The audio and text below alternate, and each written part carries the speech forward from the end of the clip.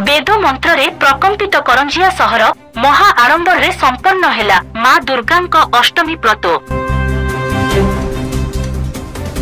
धरावतरण करिसेंती जगत जननी मां दुर्गा। धूमधाम रे सारा राज्य रे चलीची शारदीय दुर्गा पूजा। गाँठू सहर सबुठी उत्सवर माहल पुणी थरे असत्य उपरे सत्यर विजय ध्वजा उड़ाइबाकू आसिछंती जगत जननी महिषामर्दिन मां दुर्गा। मांको आगमन रे पुरपल्ली रे चलीची उत्सव। पीठरे मांको महानवमी अनुष्ठित हेउछि। मंगलवार मां किचकेश्वरी शक्तिपीठ समेत राज्य रे थिबा विभिन्न शक्तिपीठ रे मां भिन्न भिन्न रूप रे आज पूजा पाउछंती। नवमी पूजा पई पीठरे श्रद्धालुंको गहଳି देखिबाकू मिलिथिबा बेले करंजिया ठारे मध्य महा आडंबर सहित मंगलवार महाअष्टमी पूजा संपन्न होईछि। एथिपई चलचंचल होई उठिछि करंजिया सहर। करंजियार सबु मंडपरे छोट पिलांक ठारू बड़ श्रद्धालुंको भिड़ लागिथिला। सकाळु अष्टमी पूजा आरंभ होइथिबा बेले उपवास रखिथिबा श्रद्धालु महिला माने परिवारर शुभ मनासी मांक ठारे दीप जाइछंती एवं भोग लगाइबा सह नुआ शाही शंखा पूजा करी परिधान करिछंती। चलित वर्ष करंजिया सहर रे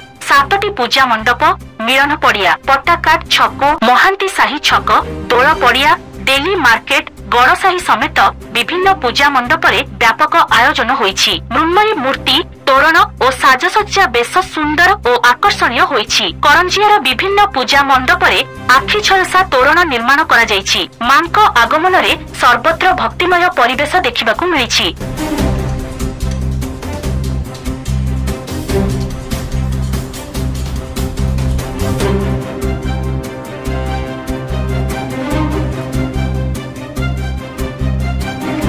सुमंत पात्रंक रिपोर्ट एसटीवी न्यूज ओडिशा 24।